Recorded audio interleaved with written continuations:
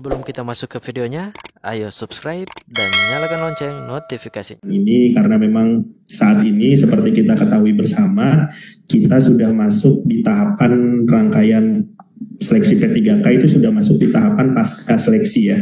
Jadi seluruh seleksi sudah selesai, kemudian saat ini kita ada di tahapan pasca seleksi. Nah, karena tahapan pasca seleksi ini banyak sekali isu yang masuk ke kanal BKN secara khusus dan juga kanal-kanal teman-teman instansi lain yang tergabung di Panselnas, itu kita mau mencoba menyampaikan apa-apa saja sih yang isu yang terjadi itu yang bisa kita jawab, kemudian juga siapa tahu nantinya bisa membantu teman-teman pelamar atau peserta untuk menyelesaikan tahapan pasca seleksi ini dengan benar. Tanpa berlama-lama, dari tim monitoring media sosial BKN, Bapak Ibu, kami sudah menarik data ya. Kira-kira ada isu apa saja yang paling banyak diterima oleh BKN sampai dengan tadi siang. Itu kira-kira ada top 10 ya, atau 10 teratas yang bisa kita bahas di sini. Semoga dengan bahasan itu nanti jumlah permohonan informasi bisa berkurang, karena otomatis kalau permohonan informasi berkurang berarti teman-teman pelamar sudah tercerahkan, kurang lebih seperti itu ya. Yang pertama saya coba mau ulas dulu tentang ini, menarik Bapak Ibu. Jadi di luar sana saat ini sudah jadi trending tagar gugur massal P3K. Itu menarik. Jadi saya tidak tahu itu siapa yang membuat, tapi ini jadi concern kita semua bahwa ada gugur massal P3K teknis. Apakah akan ada kebijakan rankingan seperti di tahun 2018 saat 2018 kalau tidak salah itu seleksi CPNS ya. Jadi dengan fenomena gugur massal P3K teknis ini, apakah ada kebijakan rankingan seperti seleksi tahun 2018? Mungkin dari Mas Aryo atau Mbak Ana bisa menjelaskan terkait tagarnya. Mungkin kita tidak bisa memvalidasi maksud dari tagar itu apa. Cuma yang bisa kita respon mungkin di sini, apakah akan ada skema rankingan untuk seleksi P3K teknis?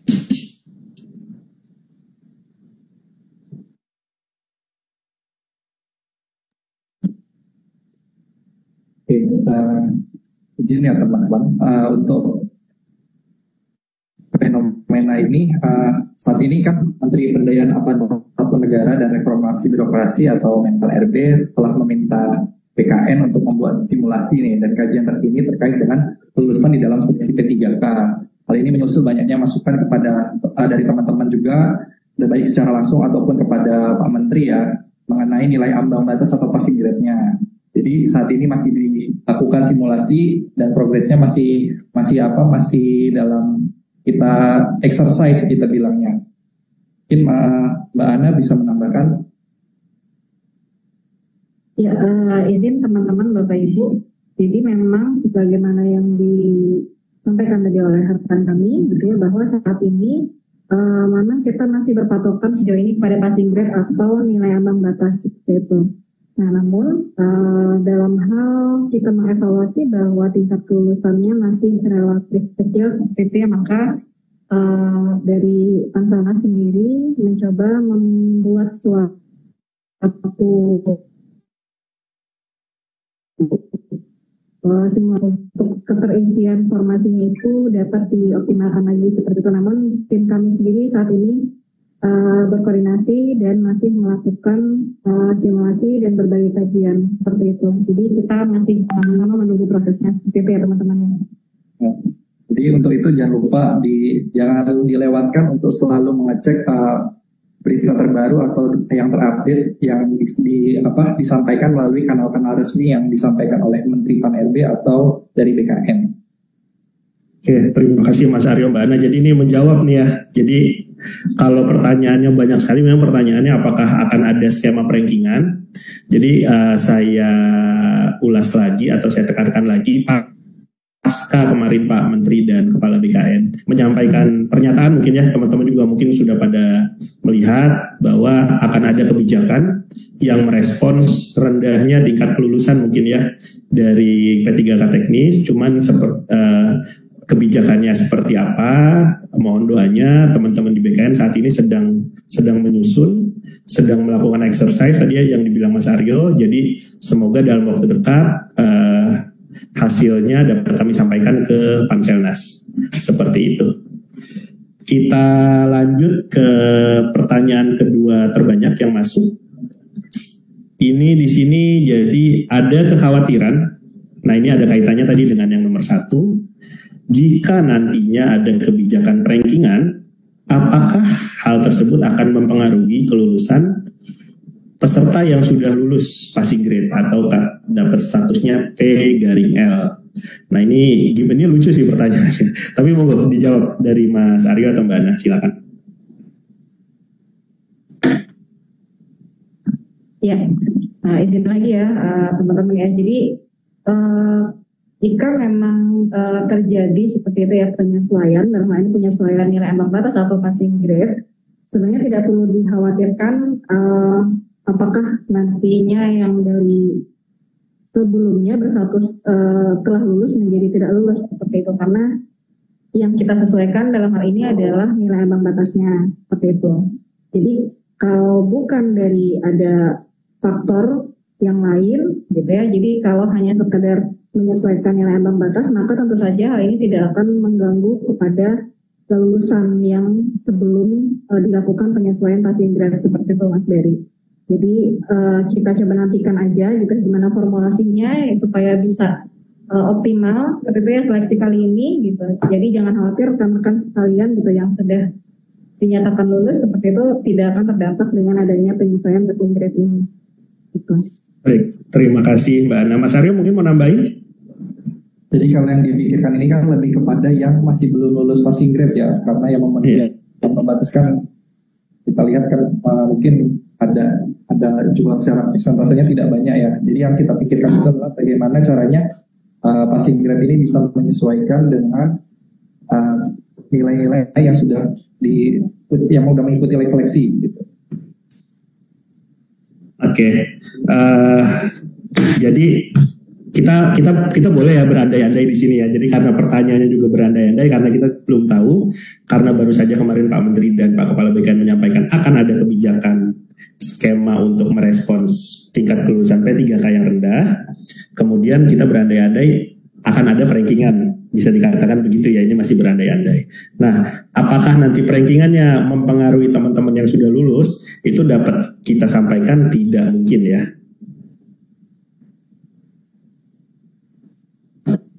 Iya, dalam konteks kita menyesuaikan nilai ambang batas seperti itu ya Mas Berry. Karena memang masih berbasis nilai ambang batas ya, jadi tidak melihat perankingan secara umum. Perankingan. Ya, jadi kalau dari sisi data seperti itu ya, hal yang seperti itu tidak terjadi seperti itu Mas Berry. Karena ya harusnya kan yang kita lakukan selama ini adalah dalam pengolahan adalah kita menjaring dulu peserta-peserta yang memenuhi passing grade baru kemudian dirankingkan gitu. Jadi berandai-andai pun bisa kita katakan yang berandai-andai rankingan pun itu kayaknya sedikit kemungkinannya ya. Yang benar itu penyesuaian nilai ambang batas gitu ya. Ya, nah namun tetap di ranking Mas Berry. Jadi setelah peserta-peserta yang memenuhi nilai ambang batas, baik itu dari yang awal ataupun yang mengalami kelulusan setelah disesuaikan yang nilai ambang batas, nah setelah itu baru kita ranking seperti itu. Baik, siap. Terima kasih Mbak Ana, ini sudah cukup jelas berarti pertanyaannya. Apakah sebenarnya yang ditanyakan tadi di yang disampaikan oleh masyarakat, apakah kebijakan yang akan diambil akan mempengaruhi yang lulus? Itu tentu saja tidak gitu ya. Kemudian yang dilanjutkan, apakah hal ini sama seperti yang dilakukan di 2018? Nah, saya mau ke Mas Audit dulu nih, karena mungkin beliau yang banyak pengalaman. Gimana Mas Audit? Apakah sama skemanya dengan 2018 saat CPNS? Kalau kita pernah melakukan tahun 2018 tentang, kalau tidak salah waktu itu adalah P1 dan P2 ya. itu sebagai salah satu opsi, tetapi nanti semuanya dikembalikan kepada di rapat Panselnas. Jadi kita memberikan beberapa opsi tentang reformulasi nilai ambang batas, baru nanti keputusan mengambil yang mana yang paling baik dari pemenuhan. Jadi kita melihat sebenarnya salah satu faktor kenapa ada reformulasi nilai ambang batas itu karena tadi sudah disebutkan Mbak Ana bahwa sedikitnya persentase dari kelulusan, sehingga ini akan dilakukan reformulasi apakah NAB-nya ini terlalu tinggi ataupun hal-hal yang lain, sehingga nanti akan dilakukan seperti itu. Tapi nanti kita lihat dari hasil dari keputusan dari rapat Panselnas. Oke, terima kasih Mas Audit. Jadi semua opsi kita jalankan ya, tapi nanti keputusan akhir ada di rapat Panselnas. Nah, karena memang Mas Audit dan tadi teman-teman sudah menyinggung apa itu Panselnas, nah ini kita mau sedikit menjelaskan lagi nih ke teman-teman di luar sana bahwa memang terkait seleksi rekrutmen ASN, mau itu dari CPNS ataupun dari calon P3K, memang pemerintah secara umum itu tergabung di dalam Panselnas ya, atau Panitia Seleksi Nasional. Nah, Panselnas sendiri itu gabungan dari banyak instansi, banyak kementerian lembaga, jadi tidak hanya BKN. Jadi di situ ada Kementerian PAREB, kemudian untuk bidang soal pembuatan soal di situ ada Kementerian Pendidikan dan Kebudayaan, untuk monitoring di situ ada BPKP dan lain sebagainya. Jadi mohon dipahami, terkadang terlihat gerak atau pengambilan kebijakan yang dilakukan pemerintah itu terkesan lama, tapi tidak, karena kami ingin mengambil keputusan itu yang komprehensif, yang sudah teruji dan memang disepakati oleh seluruh instansi yang tergabung di Panselnas. Kira-kira begitu teman-teman. Jadi kalau terkesan pemerintah tidak ada respon, itu mohon dimaklumi, bukan mau kami seperti itu, tapi kami ingin mengambil kebijakan yang di tengah-tengah, tidak ke kanan dan juga tidak ke kiri begitu. Oke, mudah-mudahan berkenan ya teman-teman. Kita lanjut ke pertanyaan ketiga. Nah ini juga menarik nih, karena banyak juga teman-teman dari media atau rekan-rekan pers yang menanyakan kapan sih seleksi CPNS atau P3K akan dibuka kembali. Nah kalau seperti ini, saya coba mengutip pernyataan Pak Menteri Pan-RB ya pada tanggal 30 Januari 2023. Saat itu beliau mengatakan bahwa tahun ini memang akan ada rekrutmen CASN, itu melingkupi seleksi calon pegawai negeri sipil secara selektif, jadi tidak seluruh formasi dibuka seperti tahun-tahun yang terdahulu, dan juga pegawai pemerintah dengan perjanjian kerja. Jadi di situ seleksi CASN-nya terdiri dari CPNS dan juga calon P3K. Terkait kapannya, nah ini kalau kita sampaikan sekarang, itu mohon maaf tidak bisa, karena memang aturan atau turunan kebijakan yang memang sampai saat ini belum ada. Jadi mohon ditunggu saja begitu. Ini sudah bulan Mei, ya praktis tahun ini tersisa 7 bulan lagi. Semoga dalam waktu dekat ya teman-teman begitu. Next, untuk pertanyaan selanjutnya ini juga banyak. Untuk pertanyaan nomor 5 itu banyak di antara kami yang ini berarti yang menanyakan teman-teman yang melamar formasi guru, dapodik dan ijazah tidak linier sehingga tidak bisa ikut seleksi. Nah ini ada solusi nggak teman-teman? Jadi dapodik dan ijazah tidak linier sehingga dampaknya banyak peserta yang tidak bisa ikut seleksi. Ada solusi mungkin di sini dari Mas Audit dulu. Ya, khusus untuk periode guru, memang data itu bersumber pada data dapodik dan database Kemendikbud. Itu bukan hanya data dapodik saja ya, tetapi ada database Kemendikbud untuk PPG dan lain-lain. Nah, tidak bisa ikut seleksi itu harus dilihat kenapanya, apakah tidak bisa mendaftar atau tidak bisa ikut seleksi. Sebenarnya semuanya sesuai dengan Permenpan 20 2022 ataupun dengan keputusan Menteri itu Ristekbud itu semua peserta yang sudah lulus seleksi administrasi itu mengikuti seleksi. Tetapi untuk P1 prioritas 1, 2 dan 3 itu bukan menggunakan berbasis komputer yang seperti CARE atau UNBK itu, tapi hanya pelamar umum saja yang P4. Jadi selama yang bersangkutan itu masuk bisa mendaftar dan seleksi administrasi lolos, ikut seleksi kompetensi. Siap. Jadi atau bagaimana kalau tidak bisa mendaftar karena sumber muaranya adalah data. Kita sudah terintegrasi dengan database dari Kemendikbud, maka apapun yang di data dari Kemendikbud valid, maka akan bisa langsung terdaftar di SSCAS. Oke, Mas Audit, terima kasih. Mungkin PDP mau menambahkan dari Mbak Ana atau Mas Aryo? Ya. Izin rekan-rekan sekalian dan Mas Dari, ini saya akan menyampaikan informasi tambahan ya terkait linearitas seperti dan Dapodik. Jadi Dapodik itu sendiri itu merupakan aplikasi yang memuat berbagai macam data dari data pokok pendidikan yang meliputi satuan pendidikan, peserta didik, data pendidiknya, dan tenaga pendidikan yang dapat diperbaharui secara daring oleh para operator seperti itu. Nah, aplikasi ini dikembangkan dan dikelola oleh Dirjen PAUD Pendidikan Dasar dan Menengah di Kemdikbud seperti itu. Jadi sekali lagi, Dapodik itu dikelola oleh Kementerian Pendidikan dan Kebudayaan. Gitu.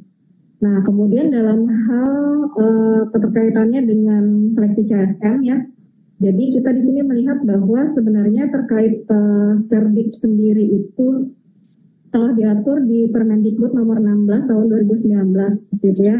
Nah, di dalam Permendikbud ini tidak diatur bahwa guru yang telah bersertifikat pendidik itu harus linear antara bidang studi serdiknya dengan kualifikasi akademik atau ijazahnya seperti itu. Namun yang wajib itu adalah linearitas antara mata pelajaran yang diampu dengan serdiknya ataupun mata pelajaran yang diampu dengan kualifikasi akademiknya atau ijazahnya gitu.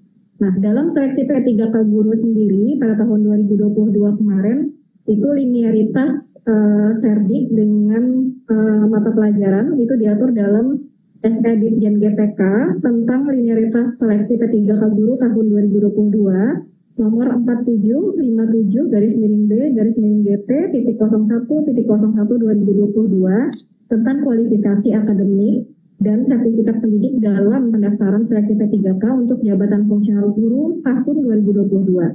Nah, jadi ini kemungkinan setiap tahun akan diatur secara berbeda seperti itu. Nah, kemudian menambahkan lagi sesuai dengan ketentuan umumnya di Permentan 20 tahun 2022 di pasal 7 ini bahwa pelamar atau peserta seleksi guru itu adalah seseorang yang memiliki sertifikat pendidik dan atau kualifikasi pendidikan dengan jenjang paling rendah sarjana atau diploma 4 yang sesuai dengan persyaratan. Jadi ini saling mendukung satu sama lain antara Permentan dan SE Ditjen GTK tentang linearitasnya seperti itu. Ya, kurang lebih seperti itu Mas Dery. Oke, Mbak Ana, Mas Audit, wah komprehensif sekali ya ini. Satu pertanyaan tapi breakdown-nya panjang. Jadi ini teman-teman yang menyampaikan pertanyaan tadi, semoga tercerahkan. Bagi yang masih penasaran, mudah-mudahan terjawab ya tadi dari sisi regulasi. Tadi Mas Audit menyampaikan secara umum, kemudian teknis Dapodik tadi sudah Mbak Ana jelaskan seperti apa, kemudian aturannya pun seperti apa. Mudah-mudahan dari salah satu penjelasan tadi itu ada jawabannya. Seperti itu ya teman-teman. Kita lanjut ke pertanyaan berikutnya. Ini disampaikan juga lumayan banyak. Untuk pengisian, nah ini menarik nih, ini juga jadi hot topic. Pengisian DRH atau Daftar Riwayat Hidup P3K pada sistem SSC-ASN, apakah ada perpanjangan waktu pengisian? Nah, kalau teman-teman pelamar yang sudah mengikuti Instagram atau media sosial BKN, kemudian juga sudah membaca berita mungkin dari media-media online, itu pasti sudah tahu ya kalau batas perpanjangan DRH ini resmi diperpanjang, bahkan tidak hanya DRH yang diperpanjang, rangkaian selanjutnya pun diperpanjang sampai tanggal 31 Mei. Kita sudah BKN sudah menyampaikan surat edaran kepada instansi atau PPK bahwa pengisian daerah dan rangkaian tahapan selanjutnya diperpanjang sampai 31 Mei. Mungkin dari Bu Titin ya, dari Direktorat Pengadaan, Ibu, ini yang jadi juga pertanyaan Bu, kalau pengisian daerah diperpanjang, otomatis kan tadi permohonan penyampaian pengusulan nomor induk itu juga ada dampaknya ya Bu ya, makanya itu juga diperpanjang. Nah ini kira-kira gimana Bu, ada respons tidak Bu? Ya baik, terima kasih Mas Peri dan rekan-rekan semuanya. Karena memang ada perpanjangan terkait dengan penyusunan jadwal pengisian DRH, maka berdampak pula pada usul pemberkasan penetapan NIP-nya. Artinya bahwa di dalam usul pemberkasan penetapan NIP itu pun menjadi diperpanjang juga Mas, artinya seperti itu. Baik Ibu, jadi sesuai memang surat yang tadi kita sampaikan ya Bu ya ke PPK, karena memang pengisian daerah diperpanjang, itu otomatis juga berdampak ke pengusulan NIP-nya ya. Dan memang sudah resmi sampai tanggal 31 Mei Bu ya. 31 Mei ya, seperti 31 Mei. Surat yang baru sudah keluar ya. Oke. Iya. Terima kasih. Nah, kaitannya dengan daerah ini juga Ibu. Ini mungkin bisa Bu Titin atau Mas Audit atau Mbak Ana, Mas Rio bisa merespon ya seperti apa. Kami di Humas juga menerima pasca daerah ini kita perpanjang atau diambil oleh Panselnas diputuskan kita perpanjang, itu ternyata tidak sedikit Ibu aduan yang masuk ke kami itu protes Ibu. Jadi teman-teman pelamar ini banyak yang protes, utamanya mereka yang sudah berhasil menyampaikan daerah. Jadi teman-teman mereka yang tertib jadwal gitu ya, yang sudah berhasil itu justru protes Bu. Jadi prosesnya lebih lama dong, percuma dong kami begadang, percuma dong kami istilahnya mengeluarkan segala upaya atau segala effort supaya kami bisa menyampaikan. Toh juga akhirnya Panselnas atau pemerintah memberikan dispensasi perpanjangan. Nah ini gimana? Pemerintah juga sulit di sini karena kita harus di tengah-tengah Ibu. Kita harus mengakomodir yang memang mengalami kendala, namun di satu sisi juga kita tidak bisa melupakan teman-teman yang sudah berhasil submit DRH. Nah itu apakah yang submit DRH juga ikut di rombongan yang memang belum berhasil atau bagaimana? Silakan ada respon teman-teman.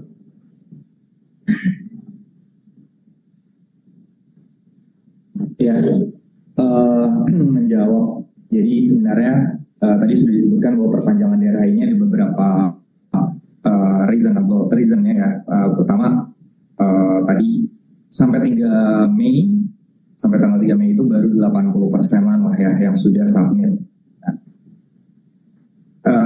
Penurunan passing grade, simulasi penurunan passing grade itu juga dikarenakan rendahnya kelulusan. Jadi kalau misalnya kita samakan juga, nanti akan ada terjadi kekosongan formasi. Walaupun formasinya sudah terisi, tetapi kekosongan dalam penetapan NIP. Nah, di mana kan untuk yang sudah mengundurkan diri, khusus untuk guru di Permenpan 20 yang mengundurkan diri itu tidak bisa mengikuti tahun depan ya, periode selanjutnya, khusus untuk P3K guru. Jadi memang ini kebijakan yang memang diambil agar tidak kosong ataupun pada saat penetapan itu tidak banyak yang ternyata tidak jadi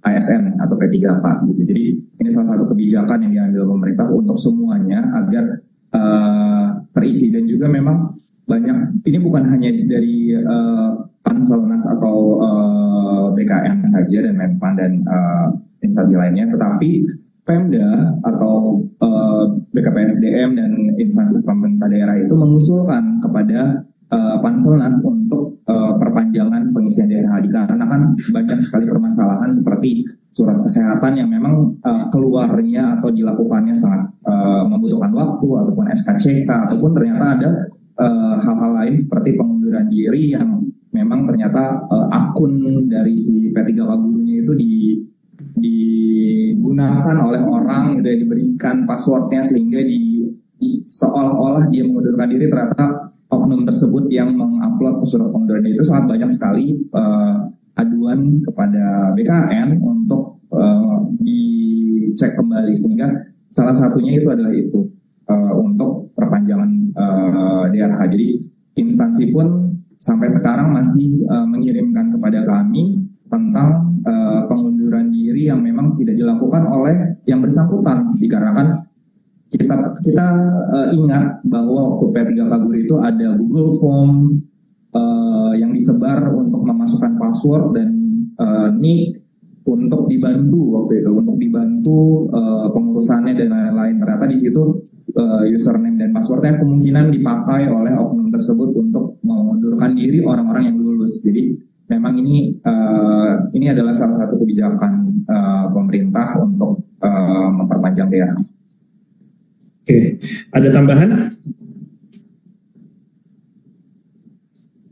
Oke, menarik yang disampaikan ke Mas Audi tadi. Jadi kami garis bawahi yang diperpanjang ini untuk pengisian daerah untuk P3K Guru aja, Mas Audit ya. Jadi untuk yang di luar itu tidak termasuk dalam aturan ini.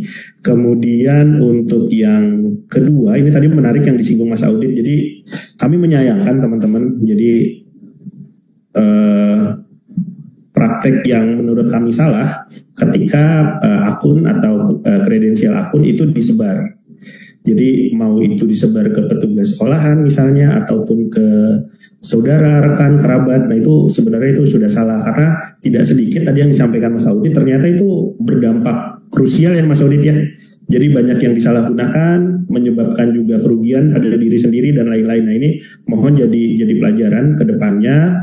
Tidak hanya bagi teman-teman yang di P3K Guru ya, teman-teman P3K lain juga mungkin kredensial akun pendaftaran atau akun SSC ASN-nya mohon dijaga baik-baik. Apabila kesulitan untuk mengisi atau melakukan unggah dokumen itu mohon digunakan cara terbaik mungkin, tidak dengan menyebarkan akun pribadinya ke orang lain seperti itu karena bisa merugikan diri sendiri.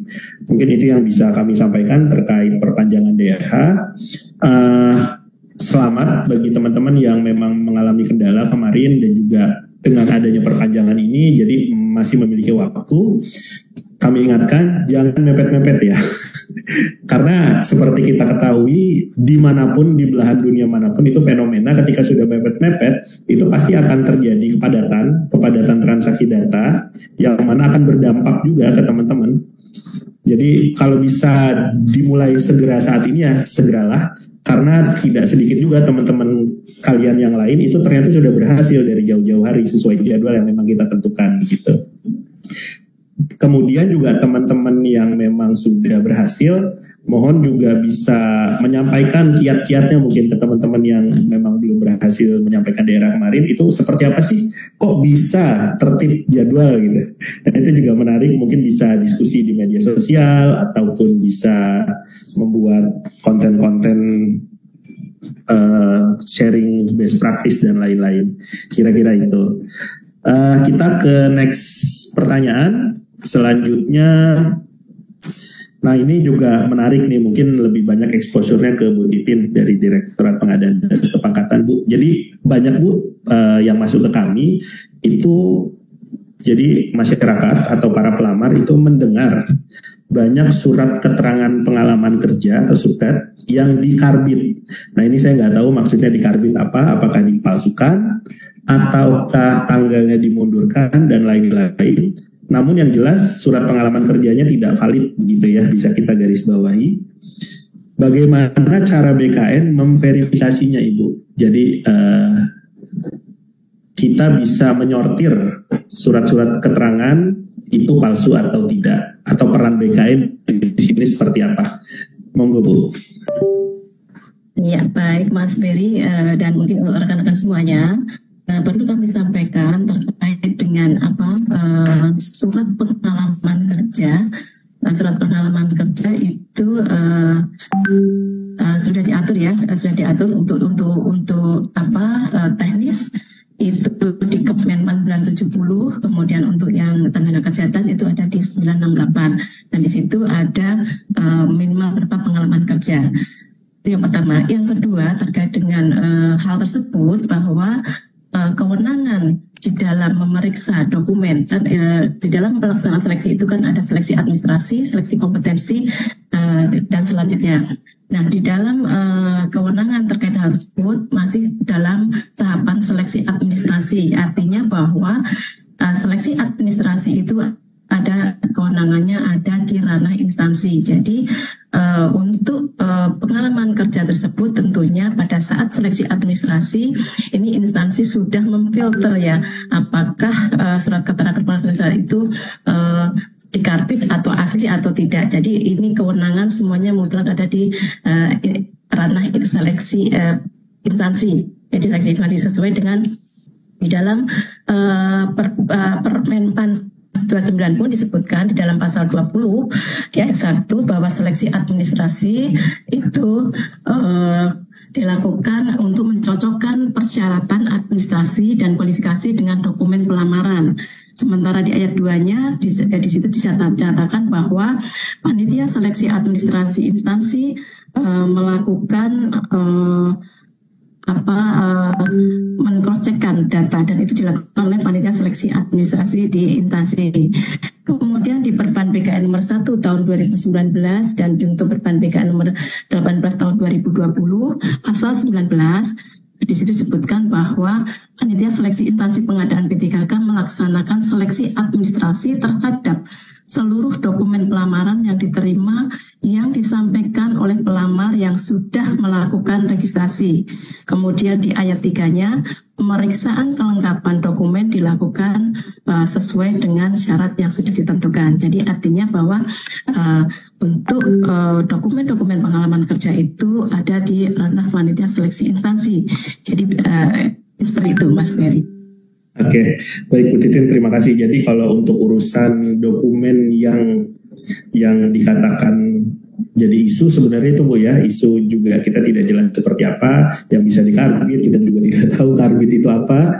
Nah itu semua ada di ranah kewenangannya saat tahapan seleksi administrasi, betul. Jadi itu memang ada di ranah kewenangan panitia lokal, bisa dikatakan begitu, panitia instansi Bu ya. Nah, jadi nanti yang menyortir panitia instansi gitu. Jadi BKN nanti mendapatkan atau usulan yang sudah memang diverifikasi dan validasi oleh panitia instansi, kurang lebih begitu ya. Betul. Oke, ya. Semoga menjawab ya teman-teman. Jadi jangan khawatir terkait dokumen-dokumen yang tidak valid, itu pasti akan tersortir dengan sendirinya karena memang pemerintah memprioritaskan akuntabilitas saat rekrutmen kapanpun atau khususnya tahun ini juga. Kita lanjut ke pertanyaan nomor 9 atau yang ke-9. Nah ini menarik nih. Jadi ini memang di luar konteks Mas Audit, kemudian Mas Aryo, Mbak Ana dan Bu Titin. Tapi tidak apa-apa karena ini juga cukup banyak. Ini kita menyinggung sedikit tentang pendataan non-ASN yang beberapa bulan lalu sudah dilakukan pemerintah. Pertanyaannya adalah apakah data yang ada pada database pendataan non-ASN atau hasil pendataan yang terkumpul di database itu bisa digunakan untuk teman-teman atau tenaga non-ASN yang terdaftar di database itu, kemudian ke depan akan mendapatkan afirmasi pada seleksi P3K atau CPNS. Mungkin silakan ditanggapi. Ya, kalau untuk pendataan non-ASN yang kita lakukan sebelumnya, itu memang adalah beda konsep ya. Untuk menggrab berapa sih non-ASN di pemerintah, dan itu tidak semua karena ada batasan-batasannya ya. Sedangkan ada jabatan-jabatan yang memang tidak dilakukan pemetaan dan juga ada masa kerja ada filter tertentu, sehingga kalau kita mau menggrab semuanya nanti kalau bisa dijadikan kebijakan, memang itu bisa menjadikan kebijakan, tapi kita akan lihat ke depannya seperti apa kebijakan yang diambil untuk data yang sudah ada. Sebenarnya itu nanti akan diberi data itu sudah dianalisa dan sudah diberikan kepada tim yang memang sedang menganalisa data non ASN itu, sehingga ini kebijakannya nanti buat ke depan gitu. Seperti apa sih potret dari non ASN di Indonesia ini dari semua pemerintah? Karena ada juga yang tidak didaftarkan atau yang seharusnya didaftarkan tapi tidak didaftarkan dan lain-lain. Nah itu ini masih dalam proses analisa sih dari data tersebut. Jadi kalau apakah bisa digunakan itu mungkin nanti kebijakan lain nanti dari kementerian atau instansi yang memang akan mengeluarkan kebijakan dari data itu. Tapi memang database-nya ada di kami di BKN dan kami juga sedang menganalisa itu. Oke, jadi bisa dipastikan bahwa untuk saat ini apakah itu bisa digunakan? Nah, kita belum tahu ya. Yang jelas datanya masih kita analisa terus gitu ya, Mas Albit ya. Dari Mas Aryo atau Mbak Ana mungkin ada tambahan merespon pertanyaan ini? Ya, jadi menyampaikan penguatan lagi ya terhadap apa yang disampaikan oleh Mas Auditia tadi, memang ya pada tahun 2022 yang lalu kita sempat melaksanakan kegiatan yang bertajuk pendataan tenaga non-ASN. Nah, kegiatan ini tujuannya adalah sebenarnya untuk melakukan pemetaan, penataan, penyusunan kebijakan dan pengawasan terhadap data non-ASN yang ada di seluruh instansi pemerintah di Indonesia, baik itu pemerintah pusat maupun pemerintah daerah. Nah, tentu saja di sini kita tidak lepas dari syarat-syarat atau ketentuan yang telah diatur oleh Kementerian Pan-RB. Jadi kita juga melaksanakan kegiatan itu berdasarkan dengan regulasi atau kebijakan yang telah disusun oleh Kementerian Pan-RB. Nah, dalam hal ini BKN melakukan fasilitasi secara teknis seperti itu. Nah, untuk selanjutnya terkait dengan afirmasi seperti itu ya. Nah, maka itu sendiri merupakan produk dari hasil kajian dari pemerintah dalam hal ini Kementerian Pan-RB, kemudian kita support gitu ya dengan dukungan data seperti itu untuk diolah sedemikian rupa dan menghasilkan kebijakan yang terbaik seperti itu ya bagi Indonesia, seperti itu berdasarkan juga berbagai macam informasi yang bisa dijadikan bahan dalam penyusunan kebijakan ini. Nah, nantinya kita tunggu saja gitu ya hasil dari kajian dari pemerintah pusat ini seperti apa, seperti itu ya nanti kita tunggu saja launchingnya seperti itu. Apakah di 2023 ini gitu atau di tahun yang mendatang seperti itu. Intinya pemerintah sangat concern terhadap hal ini dan berusaha menghasilkan kebijakan yang terbaik seperti itu tentu saja untuk pembangunan Indonesia. Seperti itu Mas Denny. Oke, terima kasih Mbak Ana. Mas Aryo mungkin ada yang ingin tambahkan singkat? Apa sudah cukup? Mungkin lebih ke ini ya Mas, untuk data ini kan kayak sebagai dia mengambil potret ada tenaga non ASN itu di dalam pemerintahan itu sebenarnya masih ada loh ternyata. Nah, sebenarnya kan tidak sesuai dengan ketentuan dari PP 49 ya, karena ASN itu kan cuma ada dua nih, ada PNS sama P3K. Jadi pendataan ini kan untuk meng-capture aja gitu kondisi dari masing instansi, baik instansi pusat ataupun daerah, bahwa masih ada tenaga yang dianggap sebagai non ASN gitu. Seperti itu Mas. Oke, baik, terima kasih. Jadi ini menjawab ya teman-teman. Jadi walaupun pertanyaannya tadi apakah database teman-teman di sana yang masuk tenaga non ASN itu bisa digunakan afirmasi, sekaligus juga ini bisa kita sampaikan bahwa kegiatan pendataan tenaga non ASN kemarin sebenarnya pemerintah itu dimaksudkan untuk memotret kondisi tenaga non ASN yang bekerja di instansi pemerintah. Nah, ini ada kaitannya juga dengan pertanyaan selanjutnya yang memang banyak juga disampaikan. Apakah tenaga honorer atau pegawai harian lepas atau istilahnya apapun itu karena berbeda di tiap instansi, jadi dikatakan jadi diselesaikan sesuai dengan aturan itu di November 2023. Nah, kalau ini kami tidak bisa menjawab, tapi lagi-lagi kami hanya bisa mengutip pernyataan dari Kementerian Pan-RB bahwa saat ini pemerintah sedang berupaya mencari langkah terbaik, solusi terbaik untuk menyelesaikan ini. Jadi apakah kedepannya bisa tetap dilanjutkan ataukah kedepannya aturannya memang sesuai dengan aturan yang ada. Nah itu kami juga belum tahu, dan mohon teman-teman di luar sana, karena kami memantau media ya, itu perguliran informasinya banyak sekali dan itu menyesatkan sekali, itu banyak sekali menyesatkan. Mungkin teman-teman di sini juga banyak yang saudaranya ataupun keluarganya bertanya karena membaca dari media A, media B, nah itu bahaya sekali. Jadi teman-teman mohon untuk menyikapi isu dari tenaga honorer atau pendataan tenaga non ASN ini dari memang sumber-sumber yang resmi atau kanal resmi milik pemerintah, karena itu bahaya sekali. Begitu.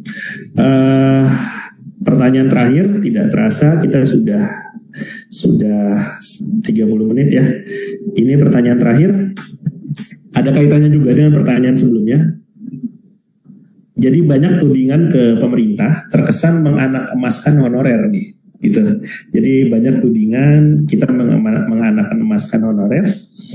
Bagaimana nasib para fresh graduate yang ingin mengabdi? Nah, saya bingung nih, mengabdinya seperti apa nih? Mengabdi ke negara gitu, atau mengabdi melalui jalur bergabung sebagai ASN? Nah, kita mengasumsikan yang bertanya ini fresh graduate yang ingin